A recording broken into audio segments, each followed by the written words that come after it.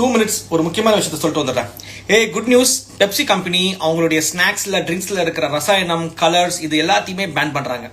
Pepsi அவங்களுடைய தயாரிப்புகளிலிருந்து தீங்கு விளைவிக்கும் சாயங்கள், வண்ணங்கள், சுவைகள் கூட்டி தரும் கெமிக்கல் ஏஜென்ட்ஸ் எல்லாத்தையுமே அவங்க நீக்குறாங்க. சூப்பர்ல.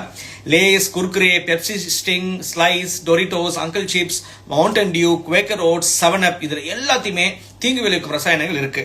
இது எல்லாத்தையுமே பெப்சி கம்பெனி நீக்குறாங்க. சூப்பர். ஆனா அமெரிக்கால மட்டும்தான் இதை தடை செய்ய போறாங்க. இந்தியாவில் இல்ல. இனிமே அமெரிக்கா குழந்தைங்களுக்கும் மக்களுக்கும் சுத்தமான ஸ்நாக்ஸும் ட்ரிங்க்ஸும் கிடைக்கும். அப்போ இந்திய குழந்தைங்களுக்கு அதே பழைய ரசாயனம் நிரப்பப்பட்ட அந்த குப்பையை தான் சாப்பிட போறாங்க.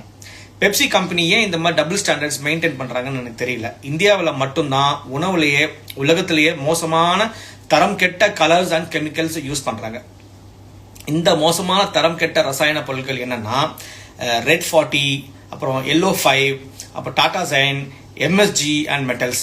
இந்த கலர்ஸ் ரசாயனம் பொருட்கள் எல்லாம் 30க்கும் மேற்பட்ட நாடுகளில் தடை செஞ்சிருக்காங்க. ஆனா இந்தியாவில் இன்னும் இந்த ரசாயன பொருட்கள் எல்லாம் உணவுல வெளிப்படையா பயன்படுத்துறாங்க. அமெரிக்கால பெப்சி கம்பெனிக்கு 2026 இந்த எல்லா ரசாயன கலர் பொருட்கள் அவங்களுடைய உணவுகளை இருந்து நீக்க கோரி ஆர்டர் கொடுத்திருக்காங்க. ஆனா இந்தியாவில் இருக்கிற 140 கோடி மக்கள் அந்த குப்பையை தான் சாப்பிடுறாங்க. பெப்சி உணவுல இருக்கிற இந்த தரம் கெட்ட ரசாயனத்தினால புற்றுநோய், ADHD, டயபெட்டிஸ் உருவாகுது. இந்தியானா அவங்களுக்கு என்னன்னு எனக்கு தெரியல. தடை செய்யப்பட்ட தரம் கெட்ட உடலுக்கு ரொம்ப பாதிப்பு தரக்கூடிய அந்த கெமிக்கல்ஸ் பொருட்களை உணவுல சேர்த்து டெஸ்ட் பண்ற அவங்களுக்கு ஒரு டெஸ்ட் லேபான்னு அவங்களுக்கு தெரியல.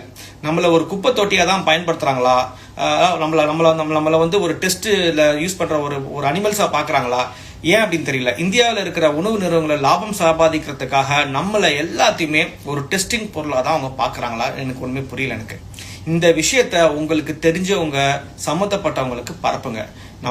நம்மளுக்கும் ஆக்சுவலா சுத்தமான பாதுகாப்பான உணவு வேணும் அப்படின்னு நீங்க நினைச்சீங்கன்னா, நம்புனீங்கன்னா இதை நீங்க எல்லாத்துக்குமே ஷேர் பண்ணுங்க.